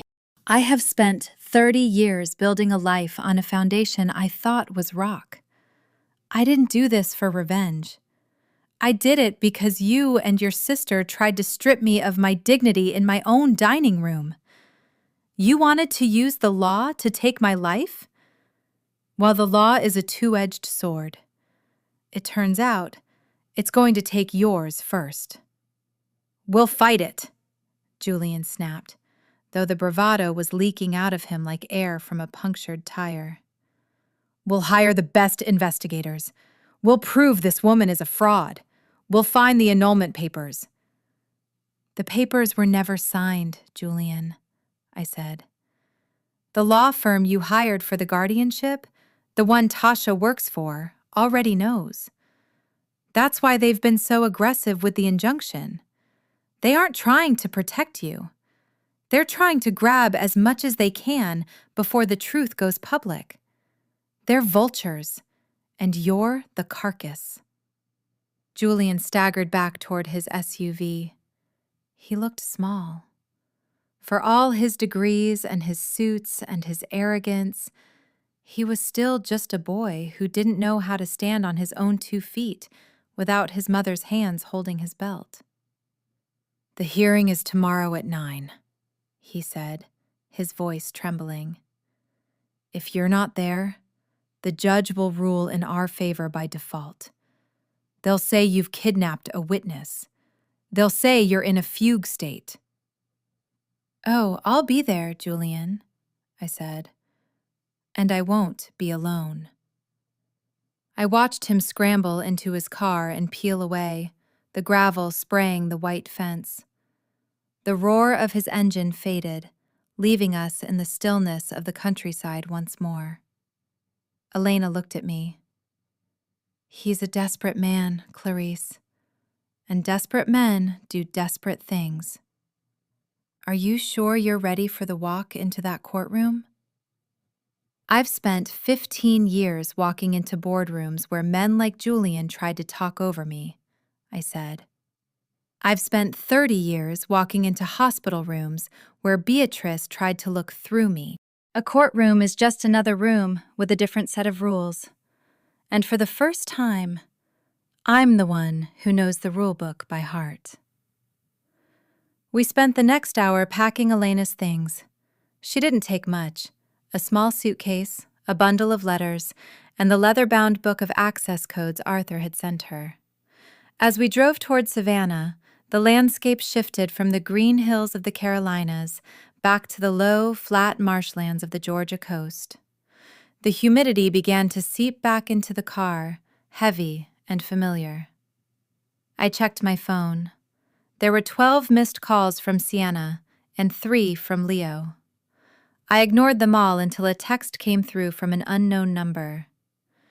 Beatrice is at the house. She's changing the locks. She has a crew there now, Clarice. She says by the time you get back, you'll be a trespasser. I felt a cold, sharp spike of adrenaline. Beatrice. She was moving faster than I anticipated. She knew the bigamy secret was out, and she was trying to secure the physical assets before the legal ones were challenged. "We're not going to the hotel," I told Elena. "Where are we going?" "To the lion's den," I said. "I'm not letting that woman spend one more night under my roof." By the time we pulled into the historic district of Savannah, the sun was setting, casting long, bruised purple shadows across the cobblestones. My house, the Queen Anne I had polished and protected for 3 decades, was ablaze with lights. A locksmith's van was parked in the driveway, and 2 men in overalls were working on the front door. Beatrice was standing on the porch, draped in a black cashmere shawl, holding a glass of sherry. She looked like the ghost of a plantation mistress, surveying her kingdom. I parked the car behind the locksmith's van and stepped out. Elena followed me, her face unreadable. "Stop what you're doing!" I shouted to the locksmiths. My voice carried the authority of a woman who had commanded auditoriums. The men paused, looking from me to Beatrice. "Don't listen to her!" Beatrice called out, her voice thin but sharp. "She's been served with a court-ordered injunction. She is no longer the legal resident of this property. Continue with the locks." I walked up the stairs, my heels clicking like a countdown. I didn't look at the workmen. I looked straight at Beatrice. "The injunction freezes the assets, Beatrice. It doesn't authorize a summary eviction without a sheriff's warrant. You're committing a felony." "I am protecting the Thorne estate from a woman who has clearly lost her mind," Beatrice said, taking a sip of her sherry.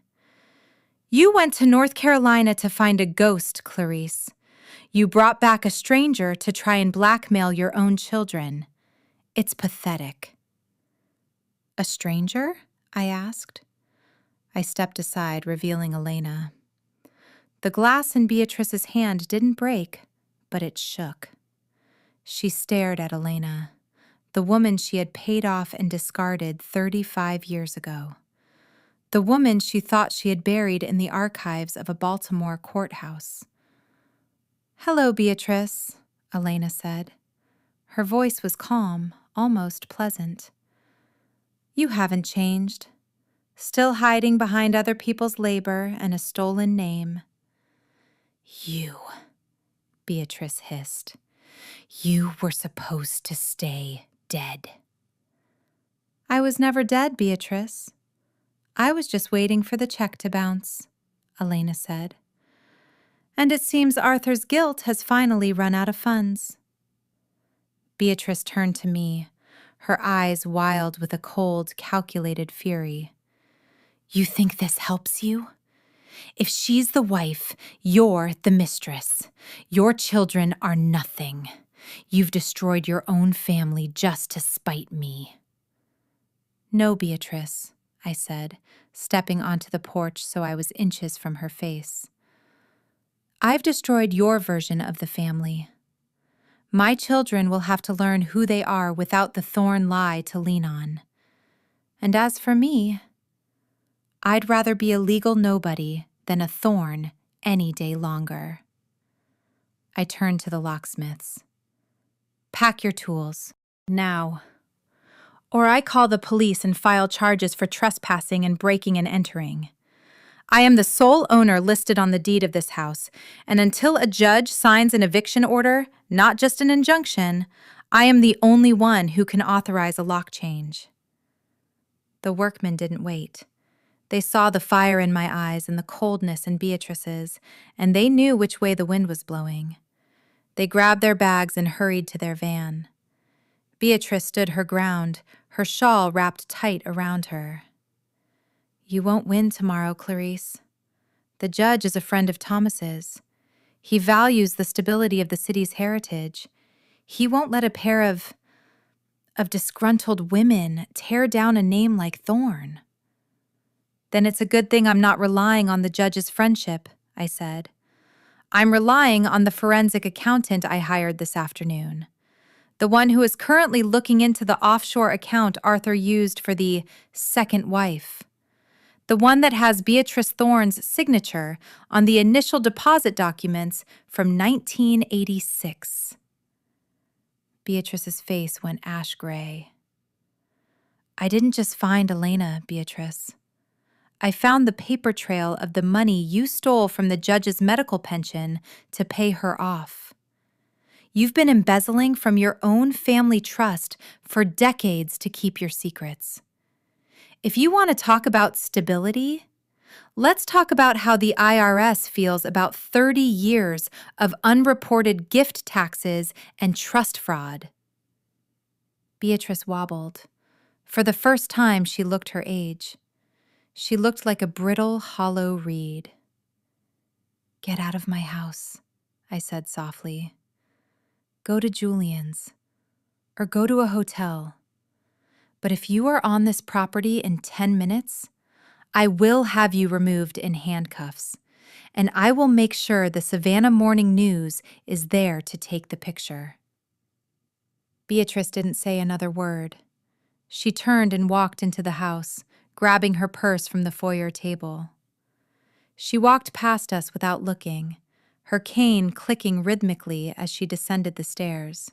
She looked like a woman who had just seen the end of the world. I watched her get into a waiting car and drive away. I turned to Elena. Welcome back to Savannah. It's louder than I remember, she said. We went inside. The house was cold and dark. I didn't turn on the lights. I walked into the kitchen and sat at the table where the vote had been held. I ran my hand over the wood. The house was mine again. But it felt different. It felt like a shell. What now? Elena asked, sitting across from me. Now, I said, we prepare for the morning.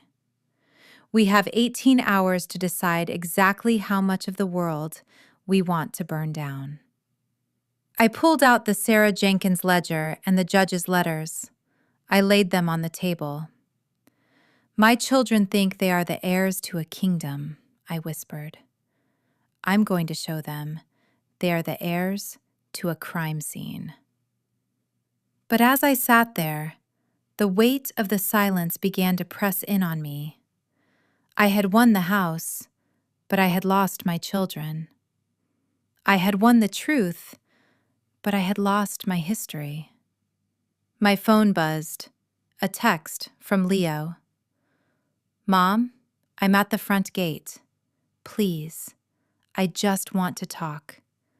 I'm not with Julian, I'm alone. I looked at the gate through the window. Leo was standing there, his head down, looking like the boy who used to hide in my skirts. I had to decide. Was there anything left to save? Or was the fire meant to take everything? I stood by the window for a long time, watching the silhouette of my youngest son through the wrought iron bars of the gate. Leo didn't move. He didn't pace. He just stood there under the flickering amber glow of the street lamp, a lone figure against the backdrop of the Savannah night. You should talk to him, Elena said from the shadows of the dining room. She was nursing a cup of herbal tea, her presence a quiet, grounding force in the storm of my house. He raised his hand, Elena, I whispered. He sat at this table and voted to strip me of my agency. He's a thorn, she replied simply. He was raised in a house where loyalty was a transaction and strength was a performance. Maybe he's finally tired of the play. I took a deep breath, the scent of old wood and furniture polish filling my lungs, the scent of a life I was no longer sure belonged to me. I walked to the front door, unlocked the heavy deadbolt, and stepped onto the porch. The humidity was like a damp shroud. Open the gate, Leo, I said. My voice wasn't loud, but it carried through the still air. He looked up, his face pale and haggard. He pressed the code into the keypad, and the gate whined open.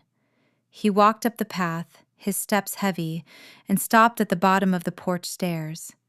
He didn't look like a man who had come to argue. He looked like a man who had come to surrender. "They're planning to lie, Mom," he said, skipping any greeting. "Julian and Sienna. They've coached the witnesses. They've got a former colleague of yours from the university, someone you passed over for a department chair position 5 years ago, ready to testify that you were showing signs of early onset dementia even then." I felt a cold ripple of recognition. Dr. Holloway. "He's bitter, and Julian promised him a seat on the foundation board once he takes over," Leo said, looking at his shoes. "And Grandma? She's told them about the North Carolina incident. She's framing your trip to find Elena as a paranoid delusion.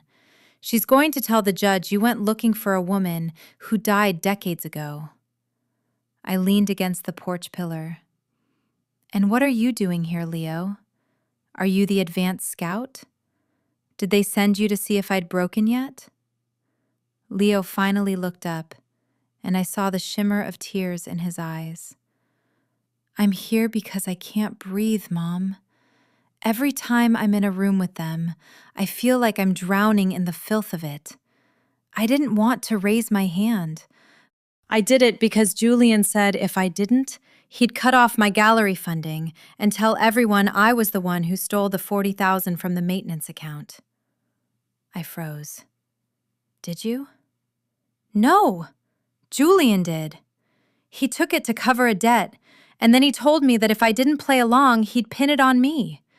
He said nobody would believe the struggling artist over the successful consultant." I was scared, Mom. I was a coward.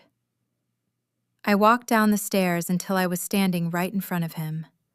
I was shorter than him, but in that moment, I felt like a giant. I reached out and put my hand on his cheek. His skin was cold. "You are a thorn, Leo," I said softly. "But you are also a Miriam. My mother's blood runs in you too. And the Miriams don't bow to bullies, even when those bullies share their last name." "What are you going to do tomorrow?" he whispered. "Julian thinks he's already won. He's already picked out the suit he's going to wear to the victory lunch." "He can wear whatever he likes to lunch," I said.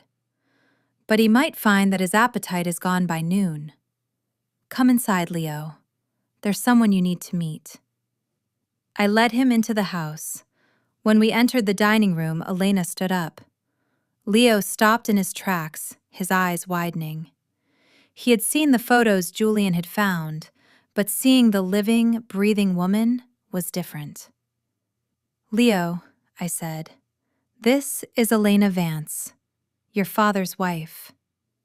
Leo looked from her to me, his brain clearly struggling to process the implications.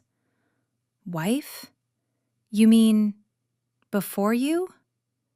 "The marriage was never annulled, Leo," Elena said, her voice kind but firm. "Which means that legally, your mother and father were never married. And it means that under the strict terms of the Thorne family trust, the one written by your great-grandfather to ensure only legitimate heirs could inherit, none of you have a claim to the estate."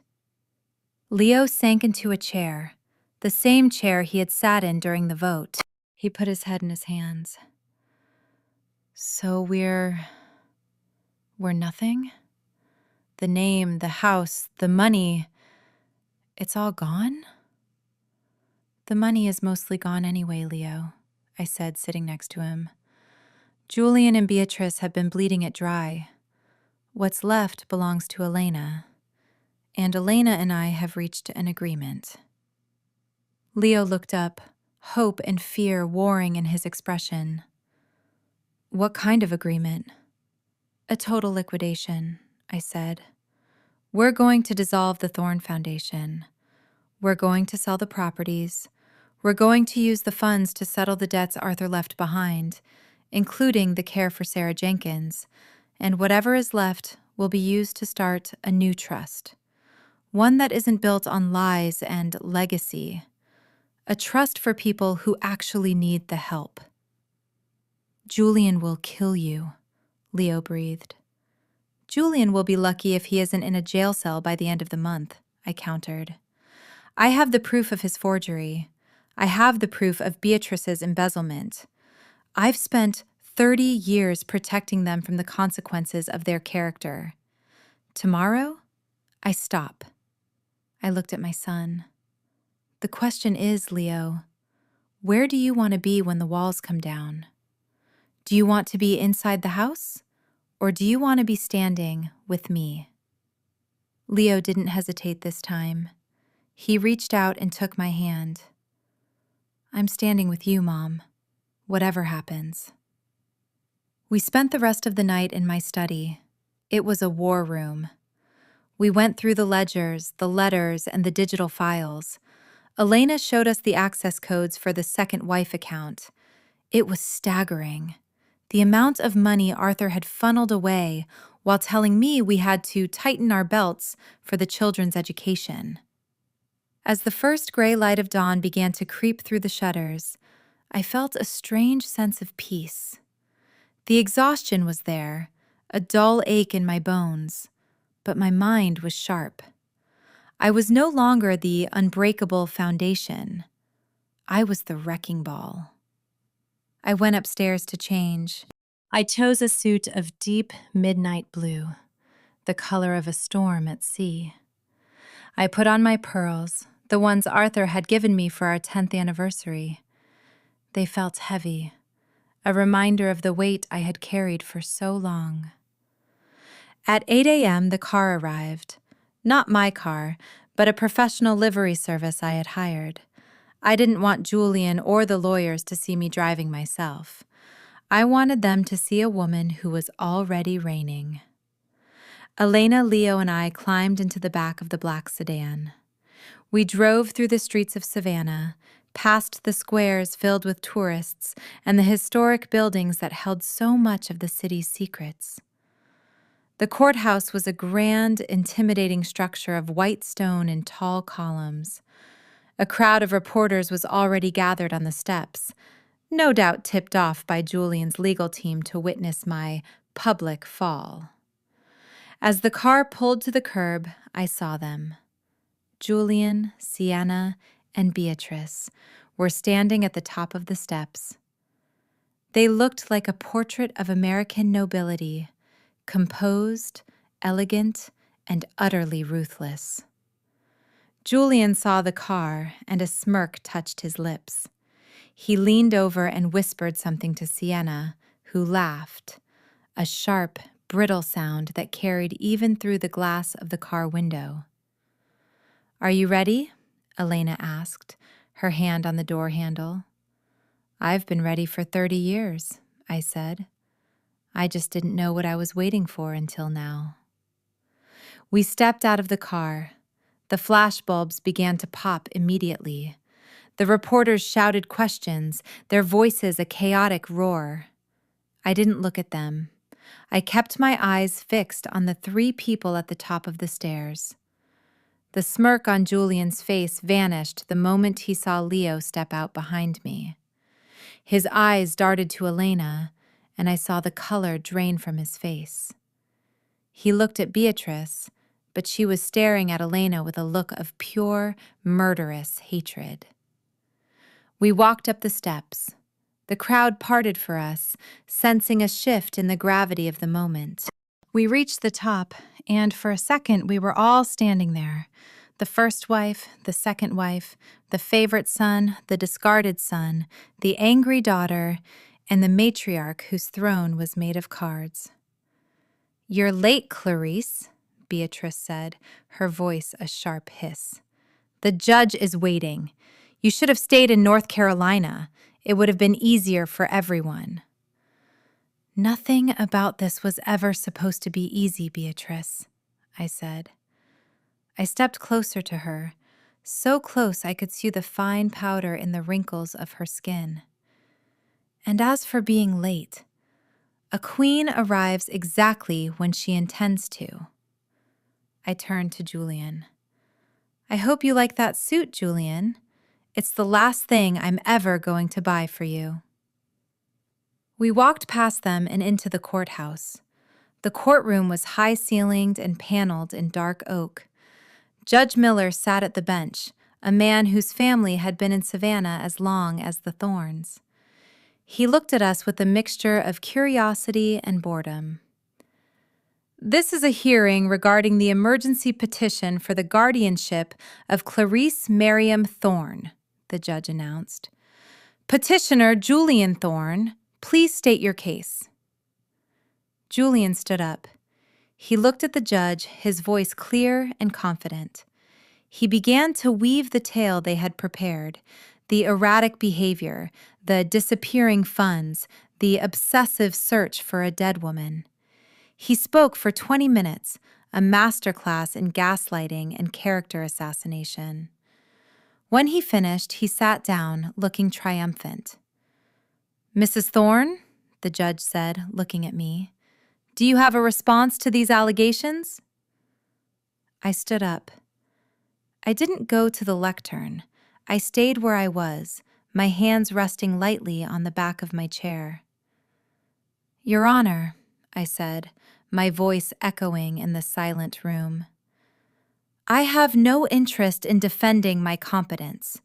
My life speaks for itself. What I am here to do, however, is to challenge the standing of the petitioner. A murmur went through the room. Julian's lawyer stood up. Your Honor, this is a competency hearing, not a probate dispute. It is a hearing about who has the right to manage the Thorne legacy, I countered. And as it turns out, there is no Thorne legacy to manage. I gestured to Elena, who stood up beside me. Your Honor, I would like to introduce the court to Elena St. James, formerly Elena Vance, the legal and only wife of the late Dr. Arthur Thorne.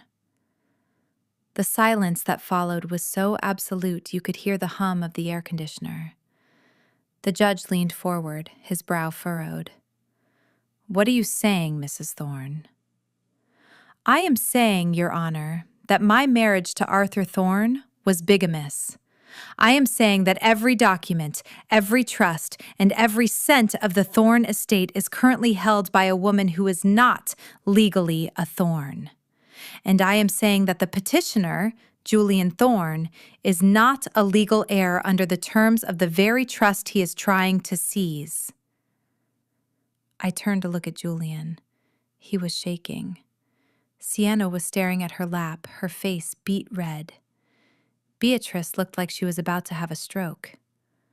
But more than that, I continued, turning back to the judge, I am here to present evidence of a 30-year criminal conspiracy led by Beatrice Thorne to embezzle funds from that estate to hide this truth. And I am here to present evidence of forgery and fraud committed by Julian Thorne. I opened my briefcase and pulled out the Sarah Jenkins ledger.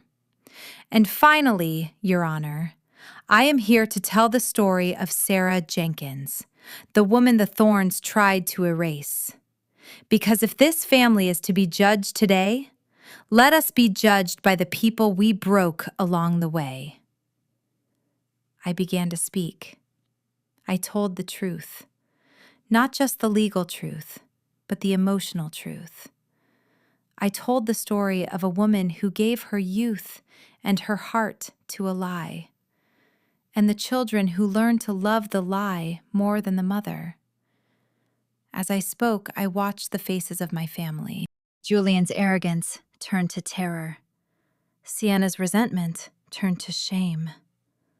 And Leo? Leo just watched me, his face filled with a quiet, heartbreaking pride. By the time I finished, the courtroom felt different. The Thorne excellence had evaporated, leaving behind the stale smell of old secrets. The judge looked at the documents I had handed to the bailiff. He spent a long time reviewing them. He looked at Beatrice, then at Julian, then at me. This court is in recess for 1 hour, he said, his voice heavy. I suggest the parties find a way to resolve this before I have to involve the district attorney. He stood and walked out. The room erupted. Reporters scrambled for the doors. Julian's lawyer began whispering frantically to him. Beatrice stood up and walked toward me, her cane shaking with every step. She stopped a foot away, her eyes burning. "You've destroyed us," she hissed. "You've turned the Thorne name into a gutter." "No, Beatrice," I said, my voice calm and clear. "I just took the lid off the gutter you were already living in. Now get your lawyers. We have a settlement to discuss. And I promise you, it's not going to be in your favor." But as I turned to walk away, I felt a hand on my arm. It was Sienna. "Mom," she whispered. Her eyes were red. "What happens to us now? Where do we go?" I looked at my daughter, the girl I had tried so hard to shield from the world's sharpness.